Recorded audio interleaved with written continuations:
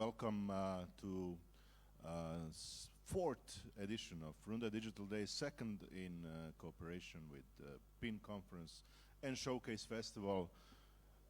As last year, this year we are also very happy and very honored to be here, to be at one of the most important regional conferences. As this year, many people from music industry, from all parts of music industry, from live business, publishing, booking, promoting festivals, labels, artists, everybody is here. If you had the chance to look at the program, you see that in front of you are three very exciting days, and the first day starts with Runda Digital Day, 4th edition. As I said, it is somehow probably after last year that was still half under the influence of COVID, first proper after 2 years, and that we are now able to be all fully live here. And I'm guessing that everybody is sick of Zoom, Google Meet, and all the other applications that we use during this time. So the most important part, besides everything that you will hear today, and that will be interesting and important, I think, and educational for many of us. The most important part will be to meet, to talk, to network, to maybe create some new partnerships, new programs, new ideas on the benefit of, firstly, music industry in the whole region. So as for Runda, we had a interesting year, and every year we finish with our brand conference, Runda Digital Day, with Skopje first and the second happening next week, also on Thursday, 1st December in Zagreb. For today, we prepared with our friends from PIN 2 panels and 2 workshops or presentations, and a presentation on the beginning from Impala, just to overview what happened and what Impala and Runda, as a member of Impala, did during the last year, with some interesting topics, mainly that will be touched through the panels concerning, of course, streaming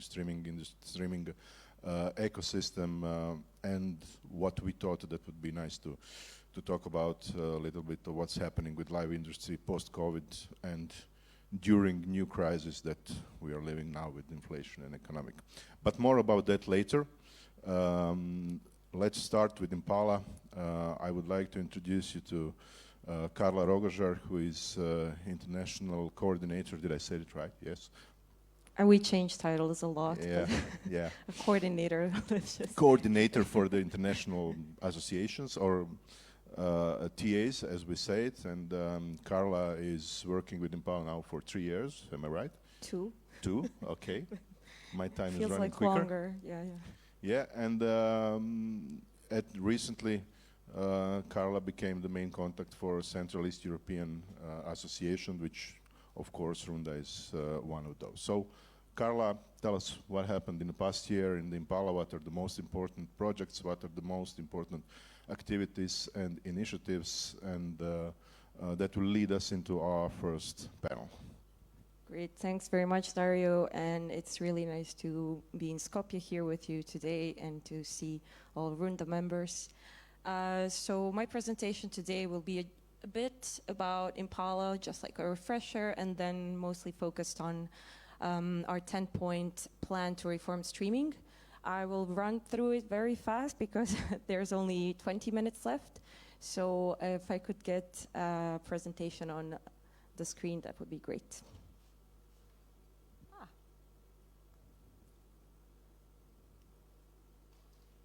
Do I...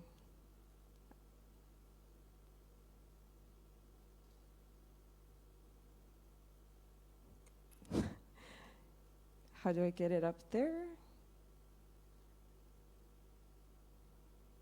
I found the laser.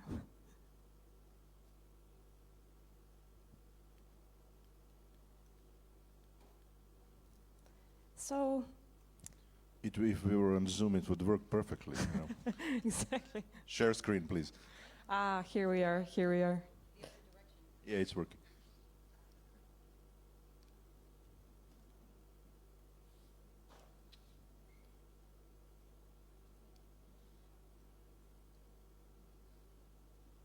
Okay, so who we are? Impala, we're the Independent Music Companies Association.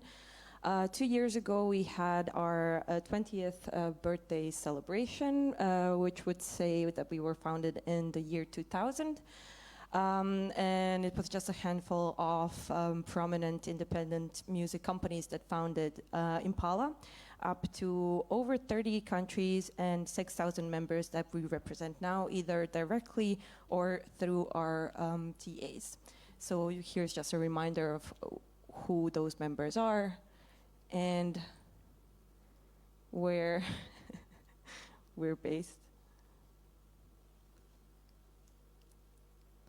I'm clicking all the buttons, all the wrong buttons.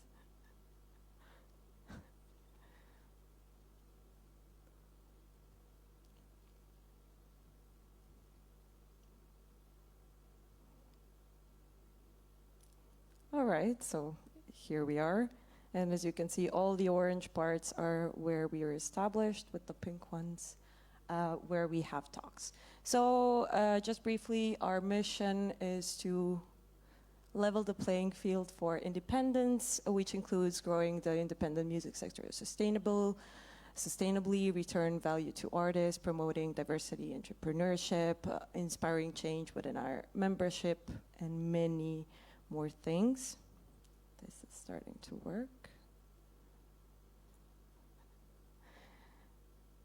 And in a second, I will talk about some of our main priorities in the past years. So our work is divided into a couple of strands, which includes commercial work, political work, finance, promotional work, and exchange of knowledge within our memberships. For the moment, what we've been focused on mostly was artist remuneration and sector reputation. This is a big topic that we continue to talk about.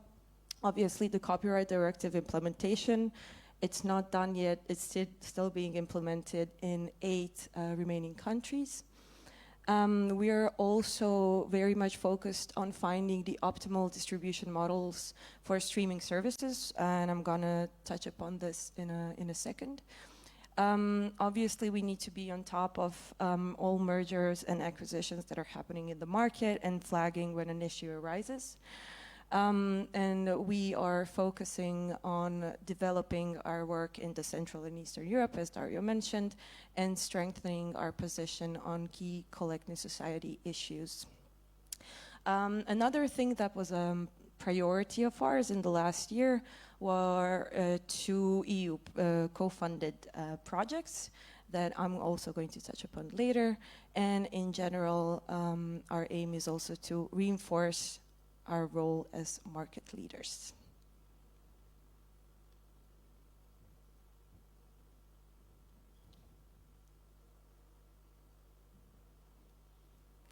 So some of our recent achievements include the release of our 10-point plan to reform streaming.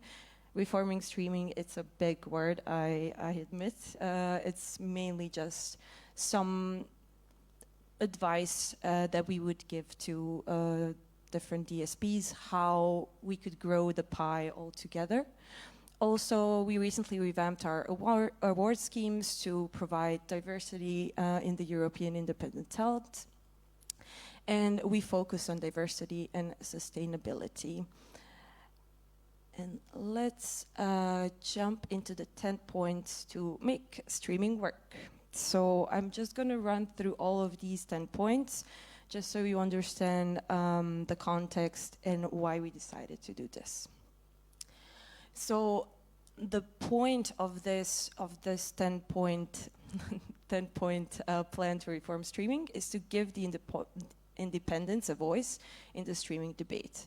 And the main thing to consider here is that we don't see it as a choice between 2 models, which are the user model and the market model, But we aim to find some solutions that could be applied to both options. Another important thing to flag is that we don't see equitable remuneration as a silver bullet. This is something that has been flagged over and over, but we don't think, and there are some studies that confirm this from countries where this is being implemented, equitable doesn't necessarily need to mean fair, and this is something that we want well, not our members, but the audience to understand.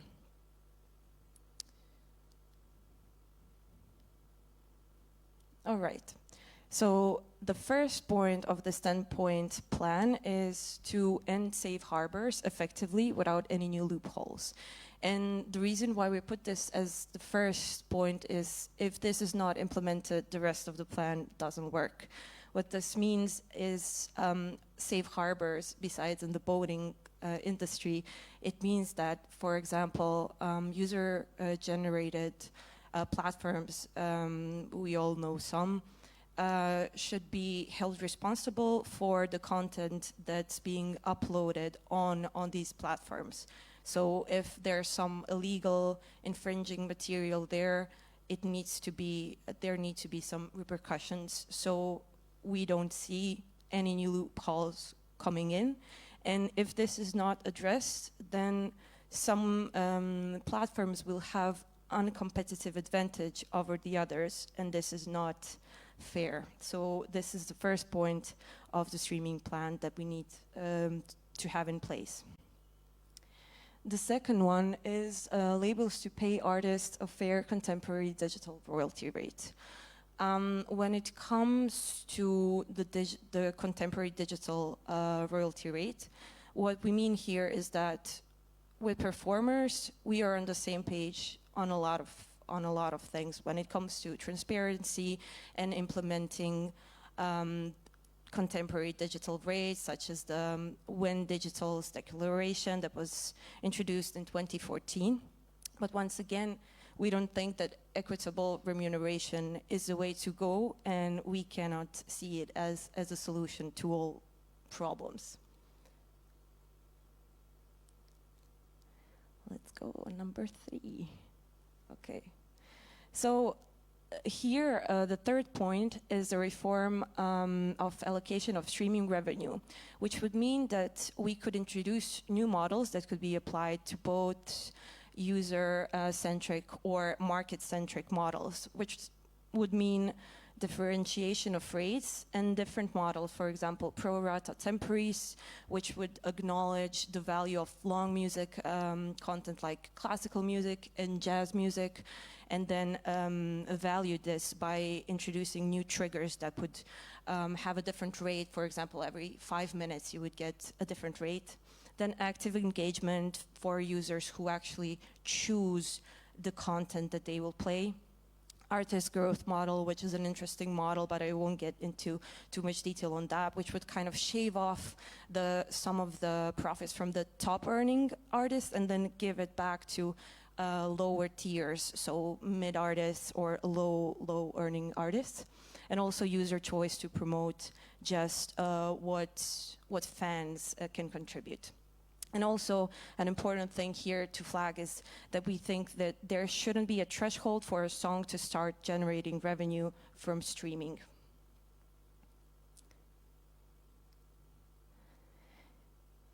Okay, so this is pretty straightforward, so I will just read it and not go into too many details.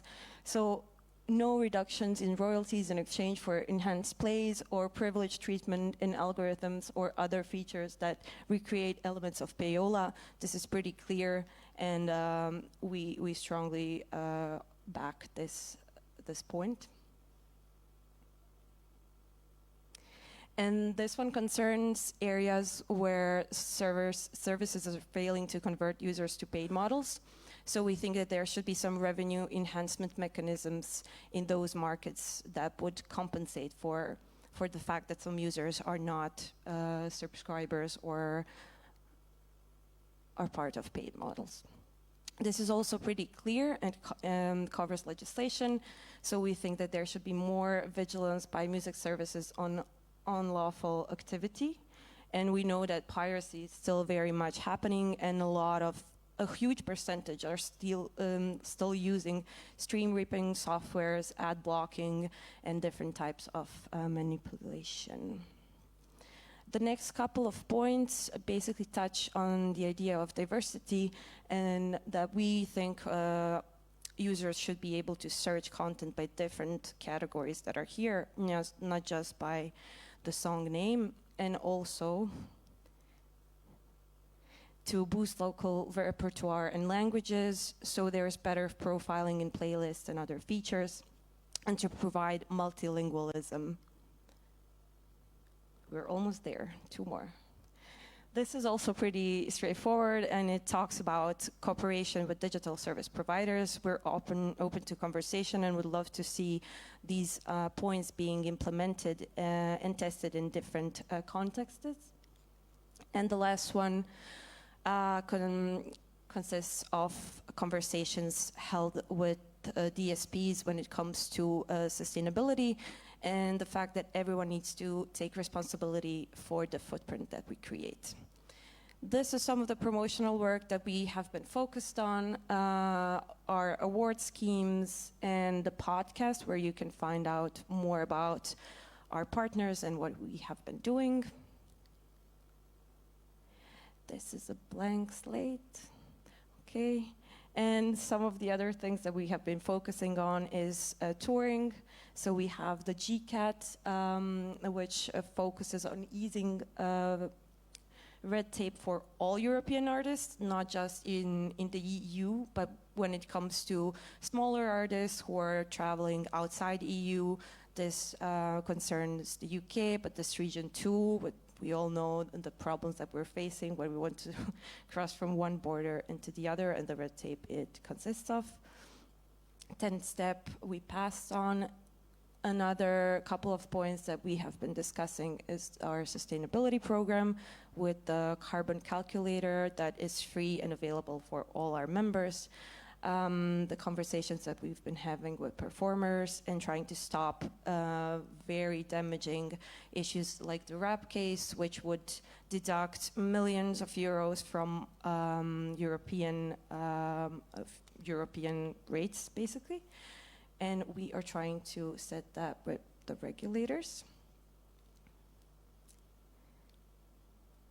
And on the next slide, we have 2 points, which consist of our EU projects that we have been dealing with, impacts for carbon literacy and campus for young music professionals to help them educate themselves. And this is the 100 Artists to Watch campaign that we have been working on with YouTube. This year we saw the first iteration of the scheme, and we will have a second one next year too.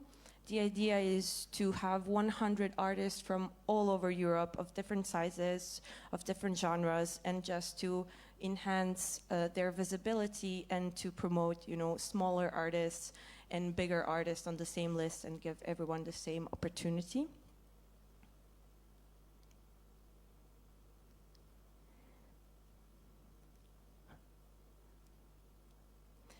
And there's many more that I won't even mention now, but if you want, feel free to go on our resource page where you can find different items that we have been working on.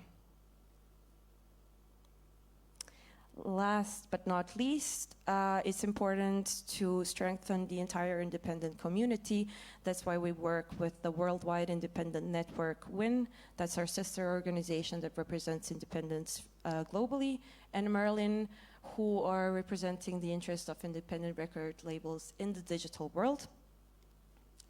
And we also have many friends and are open to having more friends.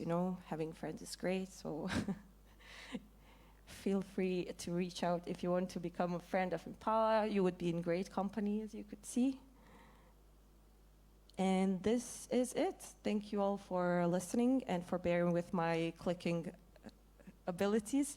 If you have any questions, feel free to reach out to me directly or through any of our social media channels. We have a lot, as you can see. That's all. Thank you, Karla. This was really good information and knowledge to those who are maybe not familiar with all the good work that Impala does. And as I said, Runda is part of all these initiatives. Of course, we will be part in the future. Karla and I are here today, and if you have any questions about Impala, about Runda, about our work, or about how to get involved, or just if you need help on any kind of issue that we can provide, feel free to contact us or to talk with us here in person later over coffee or beer, who knows.